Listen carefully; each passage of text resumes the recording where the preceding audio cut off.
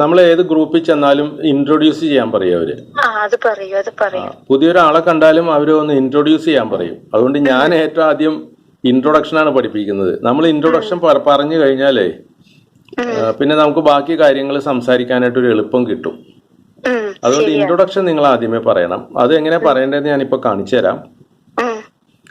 3 കാര്യങ്ങളാണ് പ്രധാനമായിട്ട് പറയേണ്ടത്. ഒന്ന്, നമ്മുടെ പേരും സ്ഥലവും പറയുക. രണ്ടാമത് പറയേണ്ടത് നമ്മൾ എന്ത് ചെയ്യുന്നു, അതിന് ഓക്യുപ്പേഷൻ എന്നാണ് പറയുന്നത്. സ്റ്റുഡന്റ് ആണെങ്കിൽ സ്റ്റുഡന്റ്, ബിസിനസ് ആണെങ്കിൽ ബിസിനസ്, ജോലി ആണെങ്കിൽ ജോലി. ഇതൊന്നുമില്ല, വീട്ടമ്മയാണെങ്കിൽ I am a housewife, അതാണോ നമ്മുടെ ഓക്യുപ്പേഷൻ. അത് കഴിഞ്ഞാൽ മൂന്നാമത് പറയേണ്ട കാര്യം നമ്മുടെ വീട്ടിൽ ആരൊക്കെ ഉണ്ടെന്ന് മാത്രം പറയുക. അവരുടെ എല്ലാ വിശേഷങ്ങളും പറയേണ്ട ആവശ്യമില്ല. അപ്പൊ ഞാൻ എന്റെ ഒരു ഇൻട്രൊഡക്ഷൻ ഞാൻ പറഞ്ഞു കേൾപ്പിക്കാം, സിമ്പിൾ ആയിട്ട്. അത് ശ്രദ്ധിച്ച് കേട്ടോളണം. അത് കഴിഞ്ഞിട്ട് നിങ്ങളുടെ ഇൻട്രൊഡക്ഷൻ നിങ്ങൾ പറയണം. എന്റെ ഇൻട്രൊഡക്ഷൻ കേട്ടോ. My name is Jose Mohan. I am from Ernakulam. I was working in a bank. Now I am a retired person. In my family I have my wife and 2 children. ഇത്രയും ചുരുക്കിയാണ് ഞാൻ പറഞ്ഞിട്ടുള്ളത്. അതേപോലെ നിങ്ങളുടെ ഇൻട്രൊഡക്ഷൻ വളരെ ചുരുക്കി ആദ്യം ഒന്ന് മലയാളത്തിൽ പറയുക. അപ്പൊ എല്ലാം വന്നോന്ന് അറിയാനാണ്. അത് കഴിഞ്ഞിട്ട് നമുക്ക് ഇംഗ്ലീഷ് പറഞ്ഞാൽ മതി. പറഞ്ഞോ. എന്റെ പേര് സന. ഞാൻ എറണാകുളം. ഇത്തിരി ശബ്ദം കൂട്ടി പറഞ്ഞോ. ഫോൺ അടുപ്പിച്ച് പിടിക്കുക വായുടെ അടുത്തേക്ക്. ഞാൻ എറണാകുളം.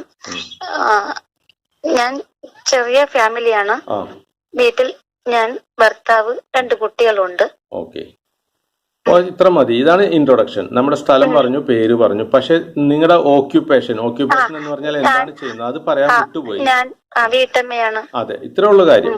ഇനി വീട്ടമ്മ എന്നുള്ളതിന് ഹൗസ് വൈഫ് എന്നാണ് പറയുന്നത്. അപ്പൊ ഇത്രയും ചേർത്തിട്ടൊന്ന് ഇംഗ്ലീഷിലൊന്ന് പറഞ്ഞു നോക്കിക്കോ. തെറ്റിപ്പോയാൽ പേടിക്കണ്ട, ഞാനത് തിരുത്തി തരാം. തുടങ്ങിക്കോ. My name is Sana, from Ernakulam. My nuclear family, my husband, 2 child. Okay, ഇത്ര മതി. ഇത്ര ചുരുക്കി പറഞ്ഞാൽ മതി. ഇനി അത് കറക്റ്റ് ആക്കി തരാം ഞാൻ. I am a housewife. അതും കൂടി പറഞ്ഞ I am a housewife. Correct ആയി. ഇനി അതൊരു ഓർഡറിൽ പറഞ്ഞാൽ മതി. എങ്ങനെ? ആദ്യം പറയുമ്പോൾ മൈ നെയിം ഈസ് സന, അത് പറയുക. അത് കഴിഞ്ഞിട്ട് ഐ ആം ഫ്രം കൊച്ചി, അല്ലെങ്കിൽ ഐ ആം ഫ്രം എറണാകുളം. കാരണം കൊച്ചിയും എറണാകുളവും രണ്ടും ഒന്ന് തന്നെയാണല്ലോ. അപ്പൊ ഐ ആം ഫ്രം കൊച്ചി അല്ലെങ്കിൽ ഐ ആം ഫ്രം എറണാകുളം, ഏതെങ്കിലും ഒന്ന് പറയുക. അത് കഴിഞ്ഞാൽ പിന്നെ പറയേണ്ടത് I am a housewife. ഇത്ര ആദ്യം ഒന്ന് പറഞ്ഞേ, അത് കഴിഞ്ഞിട്ട് ബാക്കി ഞാൻ പറഞ്ഞുതരാം. My name is Sana, I am from Ernakulam.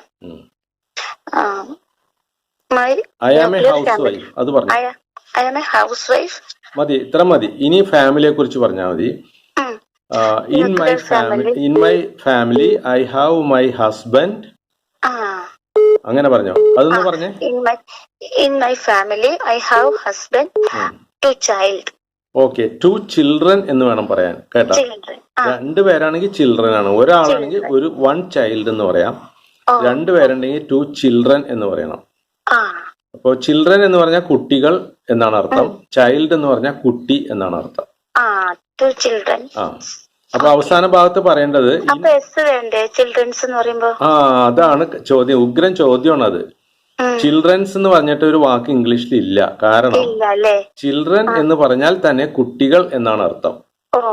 Children's എന്നൊരു പറഞ്ഞൊരു വാക്ക് ഇംഗ്ലീഷിൽ പറയാൻ പാടില്ല. കുട്ടികൾ എന്ന് പറയാൻ ചിൽഡ്രൻസ് എന്ന് എല്ലാവരും പറയുന്നുണ്ട്, പക്ഷെ അത് തെറ്റാണ്. അങ്ങനെ പറയരുത്. ചിൽഡ്രൻസ് എന്ന് പറയരുത്. ചിൽഡ്രൻ എന്ന് പറഞ്ഞാൽ തന്നെ കുട്ടികൾ എന്നാണ് അർത്ഥം. അപ്പൊ പിന്നെ ചിൽഡ്രൻസ്, എനിക്ക് 2 ചിൽഡ്രൻസ് ഉണ്ടെന്ന് പറയുന്നത് തെറ്റാണ്. അതേസമയം ഉണ്ടല്ല, ഇവിടെ എറണാകുളത്ത് ഒരു പാർക്ക് ഉണ്ട്, ചിൽഡ്രൻസ് പാർക്ക്. അത് കുട്ടികളുടെ പാർക്ക് എന്ന് പറയാനാണ് ചിൽഡ്രൻസ് പാർക്ക് എന്ന് എഴുതി വെച്ചിരിക്കുന്നത്. അത് എഴുതി വെച്ചിരിക്കുന്നതിന് ഒരു പ്രത്യേകതയുണ്ട്. ചിൽഡ്രൻ എന്ന് എഴുതിയിട്ട് ഒരു കോമ ഇട്ടിട്ട് ആണ് എസ് എഴുതിയിട്ടുള്ളത്. അപ്പൊ അതിന്റെ അർത്ഥം കുട്ടികളുടെ പാർക്ക് എന്നാണ്. അതുപോലെ ഒരു ഹോസ്പിറ്റലിന്റെ മുമ്പിൽ എഴുതി വെച്ചിട്ടുണ്ട് ചിൽഡ്രൻസ് ഹോസ്പിറ്റൽ. അവിടെയും ചിൽഡ്രൻ എന്ന് എഴുതിയിട്ട് കോമ ഇട്ടിട്ടാണ് എസ് എഴുതിയിട്ടുള്ളത്. അപ്പൊ കുട്ടികളുടെ എന്ന് പറയാൻ വേണ്ടി നമുക്ക് ചിൽഡ്രൻസ് എന്ന് പറയാം. അല്ലാത്ത സമയത്ത് ചിൽഡ്രൻസ് എന്ന് പറയരുത്. അപ്പോ നിങ്ങൾ പറയേണ്ടത് ഐ ഹാവ് 2 ചിൽഡ്രൻ എന്ന് മാത്രമേ പറയാൻ പാടുള്ളൂ. അപ്പൊ ഫാമിലിയെ കുറിച്ച് പറയേണ്ടത് ഒന്നുകൂടെ ഞാൻ പറഞ്ഞുതരാം. In my family I have my husband and 2 children. അതൊന്ന് പറഞ്ഞേ. ഐ ഹാവ്, ഞാൻ ഒന്നുകൂടെ പറയട്ടെ. In my family I have my husband and 2 children. In my family I have my husband 2 children. Husband കഴിഞ്ഞിട്ട് ഒരു ആൻഡും കൂടി ചേർത്തോ? ഞാൻ പറയാം, ഞാൻ ഒന്നുകൂടെ പറയാം. In my family I have my husband and 2 children. In my family I have husband and 2 children. 2 children. കണ്ടാ, 2 child എന്ന് വന്നുപോയി, എന്നാലും സാരിയില്ല. ഇനി തുടങ്ങി പറയുമ്പോൾ 2 ചിൽഡ്രൻ എന്ന് പറഞ്ഞാൽ മതി. 2 ചിൽഡ്രൻ. ഓക്കെ. ഇനി നമ്മുടെ ഈ ഇൻട്രൊഡക്ഷൻ അത് മുഴുവനായിട്ടൊന്ന് പറയാൻ ശ്രമിച്ചു നോക്കിക്കോ. തെറ്റിയാലും പേടിക്കണ്ട, ഞാൻ തിരുത്തി തന്നോളാം. My name is Sana from Kochi. I have I am housewife. Correct. I have husband and 2 children. Okay, അത് ശരിയായി. ഇനി ചെറിയ ചെറിയ മിസ്റ്റേക്ക് ഉള്ളു. ഇതിന് എന്ത് ചെയ്യണമെന്ന് അറിയോ? ഇപ്പൊ പറഞ്ഞതൊന്ന് ടൈപ്പ് ചെയ്യണം. മൊബൈലിൽ ടൈപ്പ് ചെയ്യാൻ അറിയോ? ഇല്ല. അത് മോനോട് ചോദിച്ചാൽ മോൻ കാണിച്ചു തരും മൊബൈലിൽ എങ്ങനെ ടൈപ്പ് ചെയ്യണമെന്ന്. ഇത് ടൈപ്പ് ചെയ്തിട്ട് എനിക്ക് അയക്കണം. അയക്കുമ്പോ അതിൽ തെറ്റുണ്ടെങ്കിൽ ഞാൻ കറക്റ്റ് ചെയ്ത് വിടാം. അപ്പൊ മോനെ കാണിക്കണം. ടൈപ്പ് ചെയ്തിട്ട് മോനെ കാണിച്ചിട്ട് അത് ശരിയാണോന്നൊന്ന് ചെക്ക് ചെയ്തിട്ട് എനിക്ക് വിട്ടോ. അപ്പൊ ഞാനത് കറക്റ്റ് ചെയ്ത് തിരിച്ചു വിട്ടേക്കാം. വാട്സാപ്പിലല്ലേ? അപ്പോ ഇൻട്രൊഡക്ഷൻ നിങ്ങൾ പഠിച്ചു കഴിഞ്ഞു. ഇനി ചെറിയ ചെറിയ ചോദ്യങ്ങൾ ചോദിക്കാൻ പഠിക്കണം. വേറെ ആരെങ്കിലും ചെറിയ ചോദ്യങ്ങൾ ചോദിച്ചാൽ മറുപടി കൊടുക്കാൻ പഠിക്കണം. ഓക്കെ. തൽക്കാലം ഇന്നൊരു 1-2 ചോദ്യങ്ങൾ ഞാൻ അങ്ങോട്ട് ചോദിക്കാം. അതിന് മറുപടി ഒന്ന് പറഞ്ഞു നോക്ക്. Okay. What is your occupation? Occupation എന്ന് പറഞ്ഞാൽ മലയാളത്തിൽ തൊഴിൽ എന്നാണ് അർത്ഥം. അപ്പൊ നിങ്ങൾക്ക് തൊഴിലുണ്ടെങ്കിൽ അതെന്താണെന്ന് പറയണം. തൊഴിലില്ലെങ്കിൽ ഞാനൊരു വീട്ടമ്മയാണെന്ന് പറഞ്ഞാൽ മതി. അതാണ് അതിന്റെ മറുപടി. അപ്പൊ ഞാനിപ്പോ ചോദ്യം ചോദിക്കും, വാട്ട് ഈസ് യുവർ ഓക്യുപ്പേഷൻ? മറുപടി പറഞ്ഞോ. No work, I am housewife. അടിപൊളി. നോ വർക്ക് എന്ന് പറഞ്ഞു. ഐ ആം ഹൗസ് വൈഫ് എന്ന് പറഞ്ഞു. ഉഗ്രനായിട്ട് പറഞ്ഞിട്ട് ആൻസർ. ഉഗ്രൻ.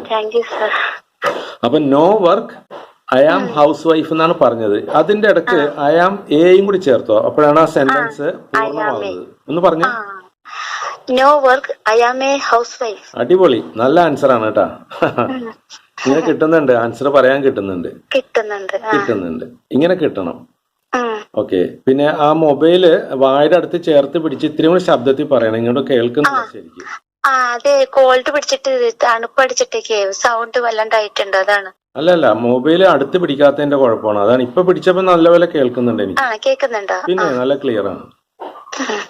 ഓക്കെ. ഞാനൊരു ചോദ്യം കൂടി ചോദിക്കട്ടെ? ചോദിച്ചോളൂ.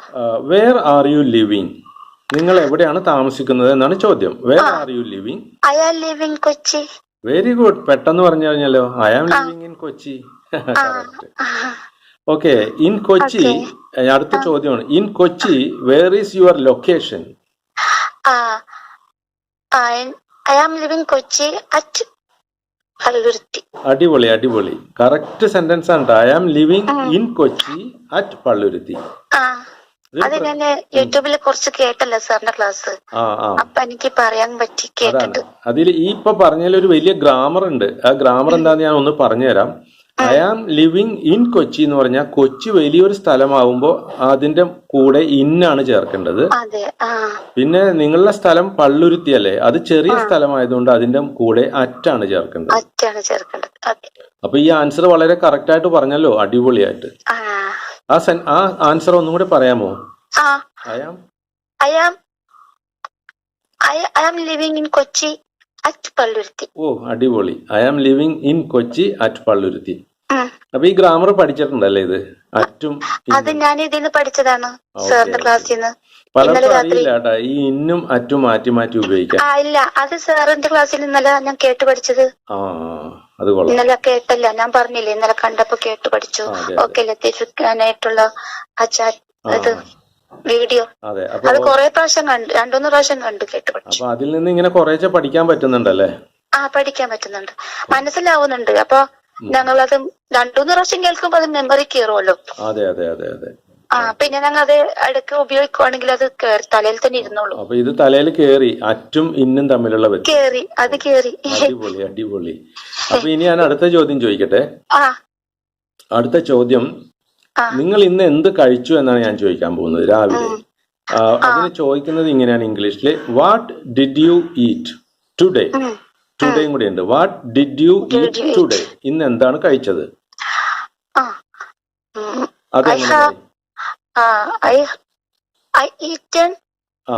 പറഞ്ഞോ, എന്താ കഴിച്ചത്? എന്തെങ്കിലും ഒരു പേര് പറഞ്ഞാൽ മതി, കൃത്യമായിട്ട് പറയണ്ട. പുട്ടെന്ന് പറഞ്ഞാൽ മതി. ഓക്കെ. അത് ഐ ആം ഈറ്റൻ പുട്ട് എന്ന് പറഞ്ഞത് ഒന്ന് കറക്റ്റ് ചെയ്യാനുണ്ട്. അത് ഈറ്റ് എന്ന വെർബിന്റെ പാസ്റ്റ് ടെൻസ് എയ്റ്റ് എന്നാണ്. അതിന്റെ സ്പെല്ലിംഗ്, ഈറ്റിന് സ്പെല്ലിംഗ് EAT ഈറ്റ് ആണെങ്കിൽ അതിന്റെ പാസ്റ്റ് ടെൻസ് 8 ആണ്, ATE 8 ആണ്. ഓക്കെ. അതിന്റെ പാസ്റ്റ് പാർട്ടിസിപ്പിൾ എന്ന് പറയും ഗ്രാമറിൽ. മൂന്ന് ടെൻസ് ആണ് നമ്മൾ പ്രധാനമായിട്ടും പഠിക്കുന്നത്.